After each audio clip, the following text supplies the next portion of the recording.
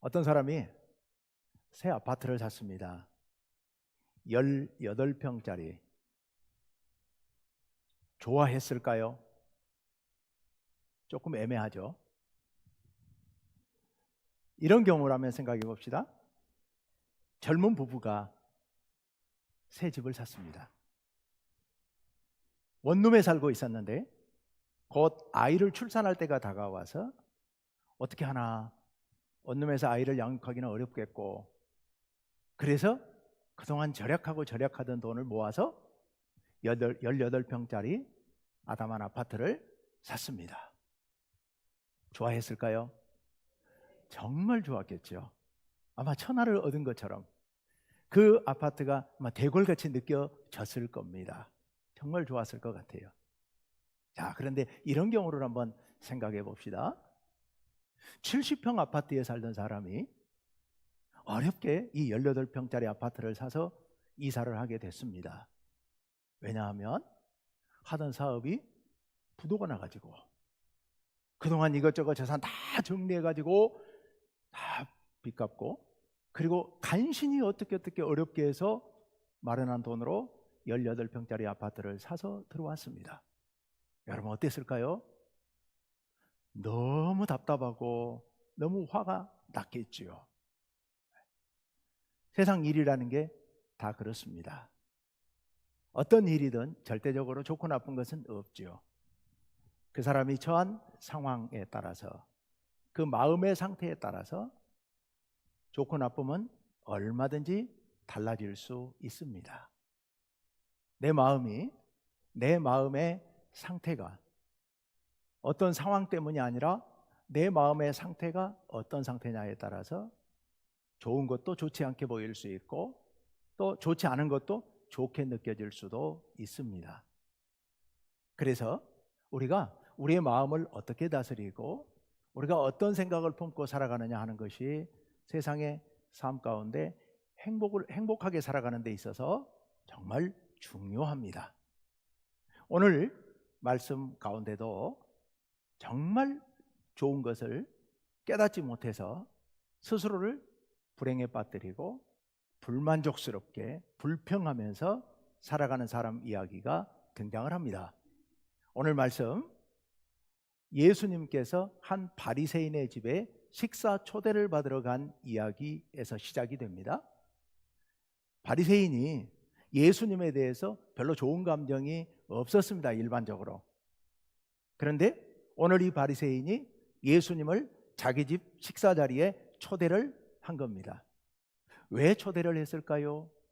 두 가지 가능성. 하나는 바리새인이었지만 예수님에 대해서 특별히 좋은 감정을 갖고 있어서 한번 대접하고 싶은 마음에 예수님을 초대했을 수도 있고, 또 반대로 예수님이 어떤 인물인지를 시험해보고 싶어서, 안 좋은 소문들이 바리새인들 사이에 자꾸 나니까 예수님이 진짜 어떤 분인지를 시험해보고자 하는 마음에서 예수님을 식사에 초대했을 수도 있습니다. 어떤 경우인지는 잘 모르겠습니다. 그런데 그 식사 초대 자리에 초대받지 않은 한 인물이 갑자기 등장을 합니다. 한 여인이 손에 향유병을 들고 예수님 식사하시기 위해서 앉아있는 자리 뒤로 접근해 옵니다. 되게 유대인들은 식사를 할 때 침상 같은데, 소파 같은데 앉아서 식사를 하는데 다리를 한쪽으로 뒤로 모으고 한쪽에는 베개 같은 데다가, 높은 베개 같은 데다가 기대고 좀 삐딱하게 기대에 앉아서 식사를 합니다. 그게 그들의 식사법입니다. 여인이 앉아있는 뒤로 접근한 겁니다. 그러니까 예수님이 다리를 뒤로 모으고 계시니까 뒤쪽으로 다리가 나와 있죠. 그런데 그 앞에 서더니 갑자기 감정을 주체하지 못하고 울먹거리기 시작하더니 눈물을 쏟아내기 시작합니다. 눈물이 다 닦이지 못하니까 뚝뚝 떨어져서 예수님의 발에 눈물이 뚝뚝 떨어진 겁니다.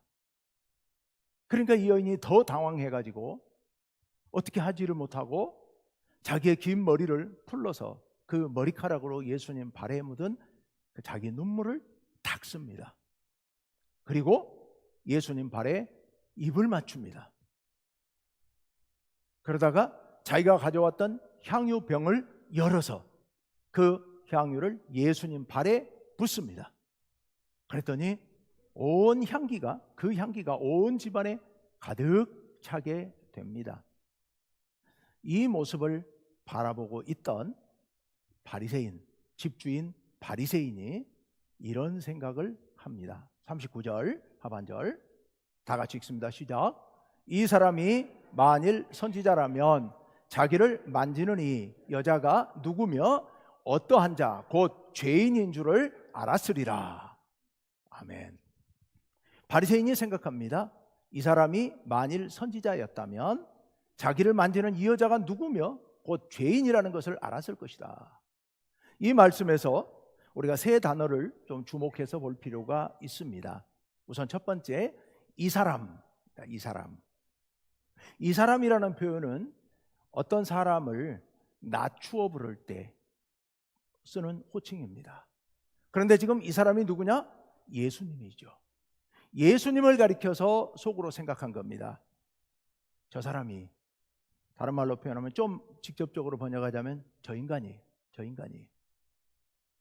그러니까 예수님을 자기 집으로 초대는 했지만 예수님께 대해서 좋은 마음을 품고 예수님을 초대한 것은 아닌 것 같습니다. 그 예수님을 향해서 얕잡아보는 말투로 이 사람이. 두 번째 주목해야 될 단어는 선지자. 선지자라면, 만약 선지자라면 이 여인에 대해서 알았을 것이다. 이게 이 사람의 말입니다. 이 사람이 죄인이라는 것을 알았을 것이다. 그게 무슨 소리냐면, 만약 이 사람이, 이 여자가 죄인이라는 것을 알았더라면 예수님이 이 여자가 이렇게 접근하는 것을 거부했을 텐데, 막았을 텐데, 막지 않는 것을 보니 선지자가 아니로구나, 이렇게 속으로 생각했다는 그런 의미입니다.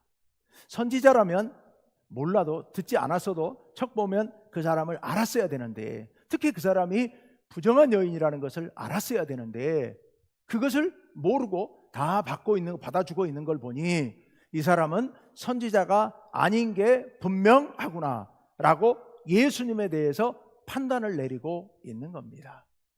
세 번째, 죄인.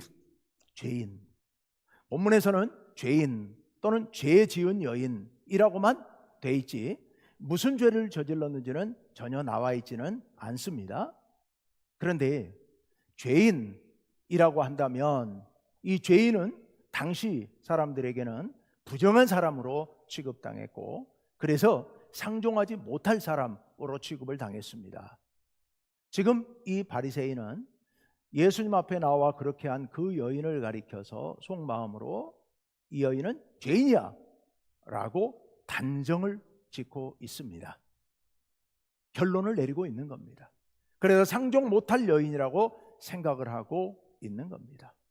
자, 이런 생각을 품고 있는 것을 예수님께서 아신 거죠. 그러니까 예수님께서 이 사람이 생각하기에 예수님이 이 여인을 모른다고 생각하고 있지만 사실 예수님께서는 말하지 않는 그 바리새인의 마음도 읽고 계신 거죠. 물론 예수님이 그런 특별한 능력이 없어도 그 얼굴 표정 보면 짐작은 가능할 겁니다. 우리도 잘 보면 짐작은 가능하겠죠. 예수님께서 이 사람을 가리켜서 이 바리새인에게 한 가지 비유를 들면서 이 여인을 보라고 얘기를 합니다. 그러면서 예수님께서 하시는 말씀이 세 가지 이야기를, 한 가지 비유를 들어서 말씀하십니다. 어떤 비유냐면, 어떤 빚쟁이에게 빚을 진 사람 두 사람이 있다.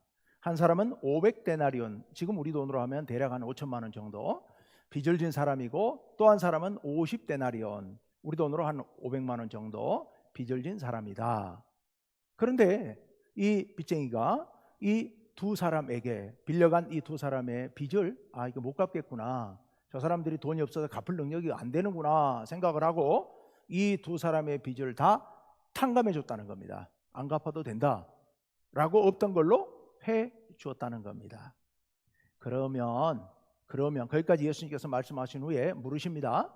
만약 그랬다면 이 두 사람 중에 누가 더 그 사람을 사랑하겠느냐라고 얘기합니다. 여기서 사랑한다는 표현은 히브리어에 감사한다는 단어가 따로 없어요. 그러니까 감사라는 뜻입니다. 두 사람 중에 누가 더 많이 감사하겠느냐 이렇게 물었습니다. 그랬더니 바리새인이 뭐라고 대답했겠습니까? 더 많이 탕감받은 사람이지요. 이거는 뭐 누구에게 물었어도 마찬가지 아니겠습니까? 그렇게 대답을 하니까 예수님께서 이런 말씀을 하십니다. 이 여인과 바리새인의 일을 서로 비교합니다. 당신은 내가 이 집에 들어왔을 때 나에게 발 씻을 물도 주지 않았다. 원래 유대인들은 손님이 오면 발을 씻을 물을 내주거나 아니면 종을 시켜서 손님의 발을 씻어주는 것이 예의입니다. 기본적으로 꼭 뭐 그렇게 하지 않아도 괜찮긴 합니다. 그렇지만 보통은 그렇게 합니다. 그런데 이 바리새인은 예수님께 물을 내주지 않았던 겁니다. 자, 그런데 이 여인은 눈물로 내 발을 닦았다. 또 내가 이 집에 들어왔을 때 당신은 내게 입을 맞추지 않았다. 입맞춤이라는 게 그들의 이제 일상적인 인사법이니까 손님이 왔으면 당연히 입을 맞추고 인사하는 게 당연한 건데 볼에다 입을 맞추는 건데 그런데 당신은 그것 안 했지 않느냐. 근데 이 여인은 들어와서부터 내 발에다가 계속 입 맞추고 있지 않느냐. 세 번째, 내가 이 집에 들어왔을 때 당신은 내 머리에 올리브유를 발라주지 않았다. 그 당시 그 사람들은 귀한 손님이 오면 환영하는 의미로 머리에다가 기름을 발라주는 그런 전통이 있었습니다. 그런데 당신은 그걸 안 했지 않느냐. 그런데 이 여인은 내 발에다가 향유를 부었다. 그러면서 예수님께서 묻습니다. 이렇게 말씀하십니다. 47절을 우리 번역이 조금 여러분 애매하니까 새한글 성경으로 제가 적어봤습니다. 같이 한번 읽어봅시다. 시작. 그런 까닭에 내가 그대에게 말합니다. 이 여자는 많은 죄를 용서받았습니다. 이 여자가 많이 사랑한 걸 보면 압니다. 조금 받은 사람은 조금 사랑합니다. 아멘. 여기 사랑한다는 표현은 아까 감사라고 제가 말씀드렸습니다. 셋째 줄에 이 여자가 많이 감사하는 걸 보면 압니다. 뭘 압니까? 그 위에 이 여자가 많은 죄를 용서받았다는 것을, 아까 500데나리온 탕감받았던 사람처럼 많은 죄를 용서받은 여자라는 것을 알 수 있습니다. 왜냐하면 이 여자가 이렇게 많은 감사를 표현하는 것을 보니. 그러면서 넷째 줄에 조금 받은 사람은 조금 사랑합니다. 용서도 조금 받은 사람은 감사도 적게 되어 있고, 은혜도 조금 받은 사람은 그 감사와 사랑이 적게 되어 있습니다 라고 예수님께서 말씀을 하신 겁니다. 그러니 이 예수님의 말씀이 무슨 의미겠습니까? 이 여인은 많은 죄를 용서받아서 이토록 감사를 표하고 있는 것 아닙니까? 라는 그런 얘기예요. 그러면서 반대로 당신은 용서받은 게 적으니 당신이 이렇게 적게 감사하는 것 아닙니까? 라는 말씀이 내포되어 있겠죠. 그러면서 예수님께서 이제는 여인을 향해서 48절에서 이렇게 말씀하십니다. 다 같이 시작. 이에 여자에게 이르시되 내 죄사함을 받았느니라 하시니. 아멘. 여러분, 선후관계가 조금 혼돈이 올 수 있습니다. 지금 예수님의 말씀을 보면 이 여인은 많은 죄를 이미 용서받았다. 그러니 그게 너무 감사해서 지금 내게 와서 이렇게 감사를 표하는 것 아니겠느냐라고 앞에서 말씀하신 거거든요. 그런데 지금 다시 예수님께서 내 죄사함을 받았느니라 라고 선포하신 겁니다. 이것은 예수님께서, 이 여인이 아마도 예수님을 다른 곳에서 만난 것 같아요. 개별적으로 만났는지 아니면 여러 무리가 말씀을 듣는 자리에서 함께 만났고 거기서 세례를 받았는지, 죄 용서의 세례를 받았는지는 모르겠어요. 그런데 어쨌건 예수님께서 지금 이 마을 사람들, 바리새인과 함께 모여있는 이 사람들 앞에서 공적으로 이미 죄 용서 받았지만 지금 여기서 다시 한번 죄 용서를 선포하신 겁니다. 네 죄사함을 받았느니라. 너는 이제 죄가 없다 라고 선포하신 거죠. 그러자 사람들이 수군수군합니다.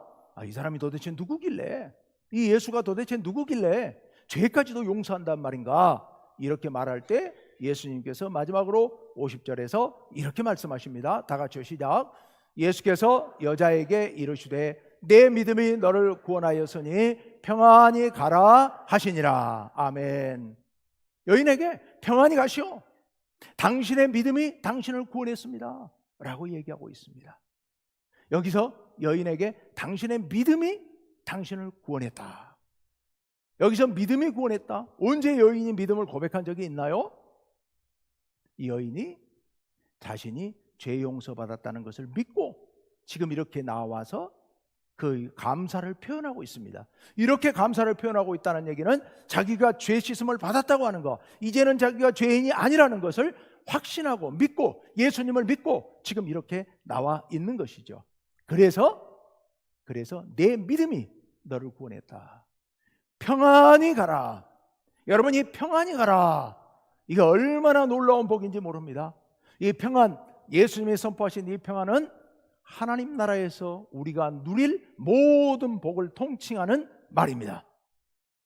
건강의 복, 그리고 우리 마음속에 있는 평안, 그리고 다른 사람들과의 행복한 관계, 이 모든 것들을 포괄하고 있는 것이 바로 이 평안이에요. 평안히 가라 라고 여인에게 선포한 겁니다. 여러분, 오늘 이 이야기 바리새인이 예수님과 제자들을 자기 집의 식사 자리에 초대하면서부터 이야기가 시작이 되었습니다. 근데 요즘 이제 영화나 드라마에서 씬스틸러라고 하는 말을 합니다. 사람들이 무슨 소리냐면은 사람들의 시선을 빼앗아갔다는 얘기입니다. 사람들의 시선을 빼앗아갔다. 원래는 조연이었는데 주연보다 더 주목을 받는다, 이런 의미겠죠. 지금 이 이야기가 그런 것 같아요. 원래 주연은 바리새인이었는데, 초대한 주인이었는데, 갑자기 이 여인이 나타나는 통에 모든 관심이 이 여인에게로 옮겨가 버리고 말았잖아요. 자, 이 여인에 대해서 우리 다시 한번 깊이 생각해 볼 필요가 있습니다. 여러분, 이 여인, 아까 우리가 죄인이라고 그랬죠. 죄를 지은 여인. 무슨 죄를 지었을까요? 이 여인이 무슨 죄를 지었을까요? 이 당시에 죄인이라고 하면 정확히 무슨 죄를 지었는지 나와 있지는 않습니다만은 창녀였을 가능성이 있다고 하는 주장하는 학자들도 있고, 간음죄를 지었다는 학자들도 있고, 나와 있지는 않기 때문에 또 다른 무슨 죄를 범했을 수도 있습니다. 어쨌든 이 여인은 죄인으로 낙인 찍힌 사람입니다. 그 마을에서요. 그런데요, 우리나라에도 지금도 우리 사회에도 어떤 문제가 있을 때 낙인 찍을 수 있죠. 교도소에 살다 나왔다 하면 전과자다, 이런저런 낙인들 찍힐 수 있습니다. 그런데 우리나라에서 낙인 찍히는 것도 힘들지만 당시 유대 나라에서 낙인 찍히는 것은요, 특히 죄인으로 낙인 찍히는 것은 정말 무서운 일입니다. 끔찍한 일입니다. 왜냐하면 죄인들은 아무도 상종하지 않으려고 했습니다. 부정하다고 생각했기 때문에요. 사실 죄보다 더 무서운 건 부정한 건데요, 이 부정하다는 게 왜 이렇게 무서운 거냐 하면, 이스라엘은 신앙 공동체예요. 하나님께 예배드리는 예배 공동체예요. 그래서 하나님 앞에 예배드리러 나아가지 못한다, 함께 예배하지 못한다는 것은요, 그 공동체에서 완전히 배제된다는 뜻입니다. 부정한 사람은 하나님 앞에 예배드리러 나아갈 자격이 없습니다. 예배 공동체 구성원이 될 수가 없는 겁니다. 그러니까 이스라엘 땅에 살고 있지만, 그 마을에 살고 있지만 이스라엘 백성으로 인정받지 못하는 거예요. 더더군다나 그런 부정한 사람, 죄인과 접촉을 하면 그 접촉한 사람도 부정해져요. 그러면 이 접촉한 사람도 일정한 기간이 지날 동안에는 예배 자리로 나갈 수가 없어요. 신앙 공동체 안에서 배제돼 버리는 거예요. 그 부정한 사람과 만나면 또 다른 사람도 부정해져 버리니까 이게 연쇄적으로 부정해져 버릴 수 있는 겁니다. 그래서 죄인이라고 취급을 받고 부정한 사람이라고 취급을 받는 것은 정말 무서운 일입니다, 그 사회에서. 그런데 이 여인은 무슨 죄를 범했는지 모르겠습니다만 그 마을에서 죄인으로, 부정한 사람으로 낙인 찍힌 겁니다. 사람들은 이제는 그 여인이 무슨 죄를 범했는지 물어보려고 하지도 않습니다. 따져보지도 않습니다. 부정한 여인이야, 죄인이야, 그러니 접촉하면 안 돼, 우리 마을에 있어서는 안 될 존재. 아마 이 바리새인도 그렇게 생각했을 겁니다. 그렇게 생각했을 거예요. 그런데 여러분, 그 여인이 주님 앞에 나왔습니다. 예수님 말씀에 따르면 죄가 용서되었습니다. 죄 용서를 받은 거예요. 예수님 앞에 나와서 아마 말씀을 들었겠죠. 그리고 예수님 앞에서 자기의 죄를 회개하고 죄 용서의 선언을 받고 제자들이 가서 세례를 베풀고 했겠죠. 그래서 이제 이 여인은 죄 용서를 받은 겁니다. 근데 여러분, 죄 용서 받았다고 한다면 우리는 흔히 그것을 그냥 심리적인 것으로 그렇게 생각하죠. 그래서 나 죄 용서 받았어 라고 나 혼자 하나님 앞에 갈 자격이 생겼어 라고 나 혼자 생각을 하겠습니다만은, 아까 말씀드렸던 것처럼 그 당시 유대 공동체라고 하는 것은 죄에 대해서 아주 특별한 그런 인식을 갖고 있었기 때문에 죄인이었는데 죄를 용서받았다는 얘기는 이제는 부정하지 않다는 얘기입니다. 부정하지 않아요. 그러니까 그 마을 공동체 안에서 이제는 떳떳한 일원이 될 자격이 생겼다는 얘기입니다. 그러니까 죄책감을 가질 필요도 없는 겁니다. 죄책감을 가질 필요가 없어요. 더 좋은 일이 하나 있어요. 여러분, 이 여인이 죄인으로 살 때, 예를 들어 장녀였다고 합시다. 왜 장녀 짓을 했겠습니까? 세리가 왜 세리를 했겠습니까? 세리가 세리를 한 이유는 먹고 살 게 없으니까, 어쩔 수 없으니까 세리를 했죠. 온 사람들이 다 그렇게 비난하는데도 불구하고 세리 일을 하는 이유는 세리가 아니면 먹고 살 길이 없으니까 세리 짓을 했겠죠. 장녀도 마찬가지였을 겁니다. 그런데 여러분, 이 장녀로 살아가면서 세상 사람들로부터 죄인 취급을 받고 손가락질을 받는 것, 그것이 거기서 끝나지가 않죠. 이스라엘 사람들은 우리처럼 하나님을 믿는 사람들이기 때문에 그들이 아주 중요하게 생각하는 것이 사후에 하나님의 나라에 가느냐 못 가느냐의 문제예요. 우리 그렇지 않습니까? 우리 예수 믿는 사람들에게 있어서 지금 이 땅의 삶이 어찌됐든 간에 하나님 나라에 가느냐 안 가느냐 하는 문제는 절대적으로 중요한 문제가 아니겠습니까? 그런데요, 이 여인이 장녀고 죄인이라면 이 여인은 하나님 나라에 갈 자격이 당연히 없는 겁니다. 못 가는 거예요. 이 땅에서는 어쩌다가 장녀짓을 하면서 많은 사람들로부터 죄인 취급을 받고 인간 대접을 받지 못하고, 그것도 서러운데 죽어서도 하나님 나라에 갈 자격이 전혀 없다면, 하나님 나라에 갈 가능성이 전혀 없다면, 이 여인은 이 땅에서뿐만 아니라 영원한 삶에 있어서도 완전한 절망 상태예요. 완전한 절망 상태예요. 이 여인에게 희망은 시로라기만큼도 남아있지 않은 거예요. 절망이요. 죽지 못해 살아가는 인생인 거예요. 그런데 이 여인이 죄 용서를 받았습니다. 사람이 된 거예요. 동네에서 이제 사람으로 인정받게 된 겁니다. 뿐만 아니라 하나님 나라를 갈 자격이 생긴 겁니다. 하나님 나라에 들어갈 수 있는 자격이 생긴 거예요. 여러분, 이보다 더 큰 행복이 어디 있겠습니까? 얼마나 기쁘고 행복했는지요.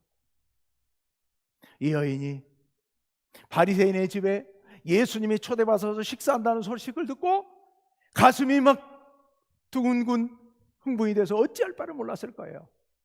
내가 이제 죄인에서 해방되었는데 나를 그렇게 해방시켜 주신 예수님이 우리 동네에 오셨다니, 나 이제 죄인 아니잖아요. 그러니까 집에 꽁꽁 감춰놨던 향유병을 찾아가지고 허둥지둥 예수님이 계시는 그 바리새인의 집까지 막 걷는지 뛰는지 모르고 달려왔을 거예요. 많은 사람들은 여전히 죄인이라고 생각하고 있겠지만 아랑곳하지 않고, 왜? 예수님으로부터 죄가 용서받았기 때문에, 나 이제 죄인 아니니까, 나 이제 죄책감은 다 사라졌으니까, 그러니까 기쁨으로 예수님 앞에 왔고, 예수님 뒤에 섰을 때 그 순간 자기 감정을 주체할 수가 없어서 눈물이 왈칵 쏟아져 내려서 이걸 어떻게 닦을 방법도 없고 마구 쏟아지는 눈물을 어쩔 수 없이 예수님의 발에 떨어졌고, 너무 당황스러워서 자기 머리카락으로 닦았고, 그리고 입을 맞추고 향유를 머리에 부으려고 가져왔던 향유였는데 너무 당황스러워서 아마 예수님의 발에 부었을 거예요. 이런 여인, 여러분, 여인이 왜 이토록 감동하고 여인이 왜 이토록 기쁨으로 어찌할 줄을 모르고 있었을까요? 자신의 큰 죄가 용서받았기 때문에, 사함받았기 때문에, 그래서 이제는 자신이 죄인이 아니기 때문에 영원한 생명을 소망할 수 있게 되었기 때문에 이 기쁨이 너무도 크기 때문에 이 여인은 이렇게 크게 감사할 수 있었던 겁니다. 예수님 말씀에 따르자면 이 여인에 비해서 또 한 사람, 이 집주인 바리새인. 여러분, 오늘 이야기의 핵심 인물 두 사람, 이제 바리새인을 우리 좀 봅시다. 바리새인을 한번 보십시오. 이 바리새인은 예수님 말씀에 따르자면 죄를 용서받은 게 작다는 말씀이에요. 맞는 말 같아요. 이 바리새인들은 본인들이 의인이라고 생각했거든요. 열심히 율법을 지켰거든요. 아예 죄가 없다고 생각했거든요. 그러니 그런 사람에게 예수님의 죄 용서의 은혜는 크다 작다? 당연히 작거나 없을 수밖에 없는 거예요. 용서받은 죄가 없어요. 용서받을 죄가 없어요. 깨끗하게 살았어요. 죄인 아니에요. 그러니까 예수님의 용서의 은혜가 그에게는 실감이 전혀 나지는 않는 거예요. 전혀 은혜가 안 되는 거예요. 그러니까 적당히 대접하는 것으로도 아무런 마음에 어떤 부담이 없는 거예요. 그런데 여러분, 이 바리새인이 진정 의인이었을까요? 로마서 3장 10절 말씀에 보면 의인은 없나니 하나도 없다고 말씀하시고, 로마서 3장 23절 말씀에 보면 모든 사람이 죄를 범하였음에 라고 말씀하십니다. 여러분, 우리 모든 인간은 죄인입니다. 어떤 사람은 도둑질로 평생 사는 사람도 있고, 어떤 사람은 남의 물건에 손대는 것도 부끄러운 사람은 있습니다. 어떤 사람은 거짓말로 일생을 일관하며 살아가는 사람도 있고, 어떤 사람은 선의의 거짓말을 해놓고도 얼굴이 붉어지는 사람도 있습니다. 죄를 짓고 안 짓고는 사람마다 천차만별이죠. 그렇지만 우리 모두의 마음속에 있는 근본적인 죄악성은 다 똑같습니다. 바리새인의 기준으로 보았을 때 자기가 기준이에요. 자기 기준으로 봤을 때 자기는 의인이고 선한 사람이고 죄 없는 사람이고, 저 여인은 흉악한 범죄자예요. 죄인이에요. 그렇지만 기준은 바리새인이 아닙니다. 우리의 기준은 거룩하신 하나님이시죠. 우리가 거룩하신 하나님 앞에 섰을 때 그 어느 누가 난 마음속에 한 톨의 죄도 없는 순백의 마음을 가진 정결한 사람입니다라고 말할 사람이 있겠습니까? 아무도 없습니다. 우리 모두의 기본적인 심성 속에는 악한 죄악성이, 이기적인 심성이, 탐욕스러운 마음이, 교만한 마음이 가득가득 들어 있습니다. 이 바리새인을 한번 보십시오. 여러분, 얼마나 교만합니까? 얼마나 교만합니까? 예수님에 대해서 얘 선지자 아닌 거 아니야? 그 여인에 대해서 죄인이잖아. 자기가 뭔데? 얼마나 교만한 사람인지 모릅니다. 이렇게 함부로 판단하고, 우리 몇 주 전에 말씀드렸습니다마는 예수님께서 이렇게 말씀하시죠. 비판하지 말라. 비판하지 말라는 얘기는 무슨 얘기요? 죄인이다 아니다 판단하지 말라. 또 그 다음에 정죄하지 말라. 저 사람 넌 죄인이야 라고 함부로 판단하지 말라고 예수님께서 말씀하셨는데, 이 바리새인은 자기 마음대로 이거 선지자고 아니고, 이거 죄인이고 아니고, 자기 마음대로 판단해버리고 있는 겁니다. 엄청난 범죄입니다. 엄청난 범죄예요. 여러분, 세상에 죄인 아닌 사람이 아무도 없습니다. 아무도 없어요. 그런데 여러분, 이 바리새인, 이 죄인인 바리새인은 감사할 마음이 없습니다. 감사를 하지 않고 있습니다. 왜 감사할 마음이 안 생기고 왜 감사하지 않은 겁니까? 자기 죄가 얼마나 큰지를 인식을 못하는 거예요. 자기가 얼마나 나쁜 사람인지를, 자기가 얼마나 교만한 사람이고, 자기가 하나님의 입장에서 함부로 사람들을 평가하고 판단하고 교만하고 그랬던 것들을 죄로 인식하지 못하는 거예요. 우리 속에 얼마나 악한 죄성이 가득해 있는지를 전혀 모르는 거예요. 그러니 죄를 용서해 주시는 예수님의 은혜, 예수님께서 우리 죄를 대신해서 십자가에서 피를 다 쏟으시고 생명까지 주시면서 우리 죄를 용서해 주시고 구원해 주시는 그 은혜가 귀한 것을 전혀 모르는 거예요.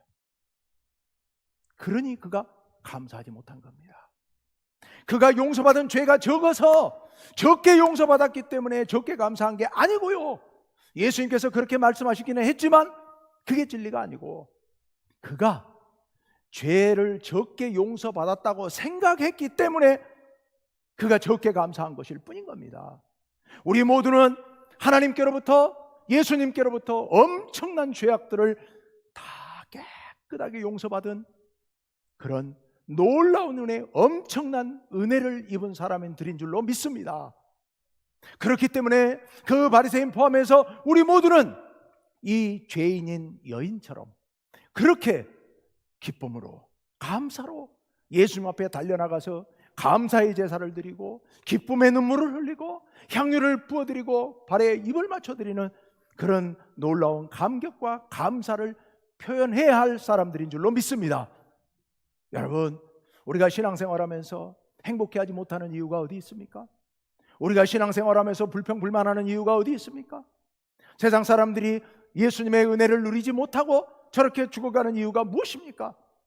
하나님께서, 예수님께서 우리를 위해서 베풀어 주신 그 은혜가 얼마나 큰지를 헤아리지 못하기 때문에 그런 겁니다. 우리가 감사하지 못하는 것은 우리가 그 은혜를 다 알지 못하기 때문에 그런 겁니다. 알았지만 잊어버리기 때문에, 그걸 소홀히 여기기 때문에 우리가 그렇게 바리새인처럼 살아가고 있는 겁니다. 여러분은 얼마나 큰 은혜를 받고 살아가십니까? 여러분은 얼마나 큰 용서를 받으신 분들입니까? 여러분은 그런 은혜를 이 여인처럼 표현하고 사십니까? 이 여인처럼 그 은혜를 깨닫고 표현하며 살아가는 사람들은 진정 행복한 사람들인 줄로 믿습니다. 우리 충북교회 성도님들 여러분, 하나님께서 우리에게 베푸신, 예수님께서 우리에게 베푸신 그 큰 은혜가, 그 놀라운 은혜가 얼마나 크고 놀라운 것인지를 잠시도 잊지 마시기를 간절히 바랍니다. 그리고 이 놀라운 은혜를 깨닫지도 알지도 못하는 우리 주변에 있는 우리의 가족, 친지, 이웃들, 친구들, 이들에게 이 놀라운 복음을 증거해서 그들이 주님 앞에 나와 함께 예배할 수 있도록, 함께 이 놀라운 은혜를 깨닫고 누리고 행복하게 살 수 있도록 우리가 전도해야 될 줄로 믿습니다. 우리가 다다음 주일에 새생명 잔치를 하게 되는데요, 정말 우리가 이런 애타는 마음으로 우리부터, 우리 안에 용서의 기쁨과 감격이 끓어오르고 차고 넘쳐서 우리 주변 사람들이 너무 안타깝고 그 어려운 그들을 바라보면서 그들에게 그런 마음으로 애써 전도하시고 주님께로 인도하시는 여러분 모두가 되시기를 간절히 바랍니다. 기도하겠습니다.